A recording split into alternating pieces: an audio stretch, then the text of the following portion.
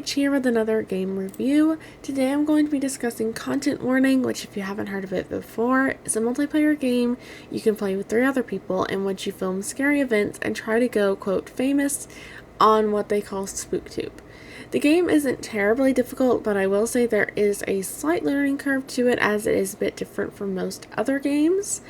But with that, I would like to get into the full review of the game. So when you start off by a couple of beds where you go to sleep each night, and you can head over to invite any friends you also want to play with you, and afterwards you can customize your character to look however you want them to in a little screen that's on the side of the house. And then when you get done with all of that and you get ready to, you can head downstairs to explore the first floor. In the first floor, you have a sign that details what you're supposed to be doing within the game, and a large TV where you can watch the footage afterwards, which we will discuss a little bit later on in the video. So once you head out of the front door and you actually start playing the game, you have a couple of objectives you need to do. So your first objective is to get your camera, and then you need to head towards the large submarine-like building in the back of the yard, and then using that submarine you direct the door to close, and then you head down into what they term the old world. Now the old world is filled with a bunch of mysterious and scary creatures, so you need to be really careful when you're down here because it's full of scary things that you might not even be able to see that well until it's attacking you. And just as a little bit of a pre-warning, because I didn't know this could happen, you can run out of oxygen when you are exploring the depths below, and you can also die. So while you do respawn the next day, and it's not like if you die the whole game is ruined, it is a little bit difficult to do anything worthwhile if you die every single day, because then after the 3rd day you do end up losing the game if you haven't completed your overall objective. When you play this game, I think it is best to probably not go too far within the old world because you can get lost pretty easy with the way that the lighting is set up and the fact that your flashlights run out of battery pretty fast. So I would recommend, if you're going to go into this, everyone brings their own flashlight if they can, and also that you try not to go too deep and that you try to leave some sort of marker for yourself, like maybe stick to the walls or something. I don't know. I wasn't very good at this game when I played it, to be honest. There are some traps you can get yourself into when you're exploring those, so be careful where you walk, because my friend that I was playing with did get herself trapped into a trap, and yeah, she did essentially die in that trap because she couldn't get out. So there are certain areas where you definitely need to be careful. As for the monsters within, there are a couple different ones that I encountered. There is one that is like a snail, and then there is one that's like a spider. And when I say like, I mean they kind of act the same way as those things. But as for the snail, it sucks you up into a Birdo-like position where you are essentially just glued to its mouth and it's just eating you. Then as for the spider, it traps you in its webs until it eats you, which is very spider-like, but it is a lot bigger than a normal spider, so it's kind of a spider hybrid. And then there are some lasers that if you touch, you die. And then there is also a like weird sentry bot sort of thing that shoots lasers at you, and yeah, basically if it sees you, you're kind of dead because it's one of the harder things to avoid, and I definitely fell prey to it. But I will say that the snail is pretty easy to run away from. That being said, you might not always want to run away from the snail. You might want to stay close to it and film it attacking you and your teammate, or in the early day, you might want to actually film your teammate getting killed by a monster.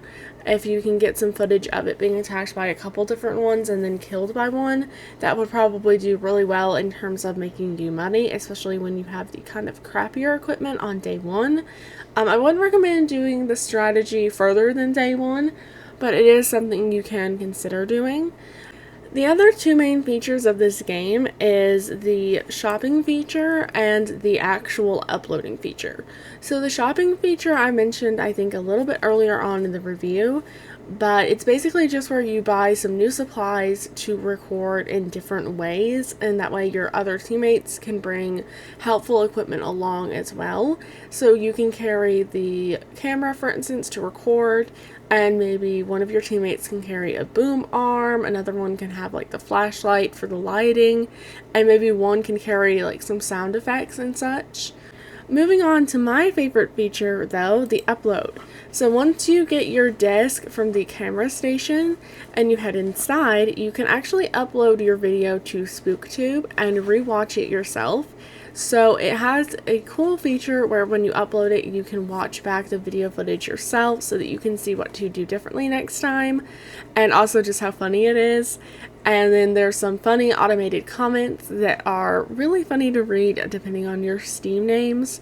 So this would be a really fun game to play if you wanted to change up your Steam names for the night and have something kind of crazy, like maybe like your favorite character's name or something. That way when the comments pop up, it's like, oh, is so-and-so from like this show okay? And like it's kind of funny. So I really enjoy that part of the game. I think it's probably my favorite feature overall. And honestly, the art style is pretty cute. It's not my favorite art style because I don't really like the old world, but I do like the like above ground kind of area. I think it's very cute and lighthearted. But moving on to my final opinions of the game, I think this game is very, very cute. But I do think overall it is meant to be enjoyed in short segments, because I think overall you wouldn't really play this game for longer than 10 hours. Like, I'm not saying in one setting you would play this game for 10 hours. I'm saying like I think overall your Steam count would only probably be maximum 10 hours for this game because its replayability isn't very good. Like, I think that its replayability isn't as high as some other games that are similar to this, and that's probably just because it's kind of a smaller indie type game.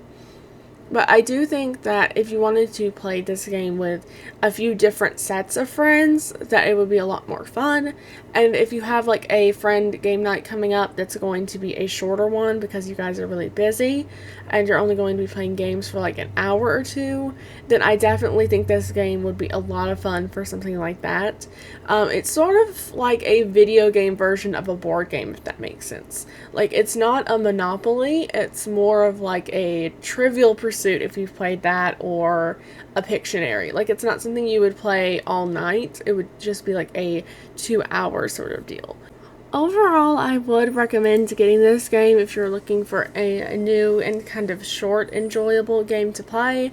But if you're looking for a game to buy that you could play over and over again, I definitely wouldn't recommend it for that purpose. Overall, I would say this game is probably a 3.5 star rating out of 5 stars because it is enjoyable and I probably would play it again in certain circumstances, but it's not something that I would play frequently or over a few times. I think it's something that is meant to be enjoyed a handful of times and eventually is like going to become a novelty game that you won't play hardly at all.